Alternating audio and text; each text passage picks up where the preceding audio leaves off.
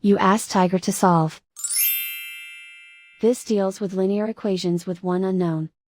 The final result is m equals -1. Let's solve it step by step. Simplify the expression. Expand the parentheses. Multiply the coefficients. Simplify the arithmetic.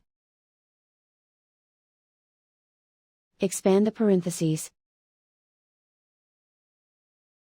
Simplify the arithmetic.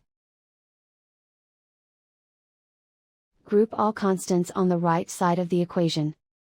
Subtract 12 from both sides. Simplify the arithmetic.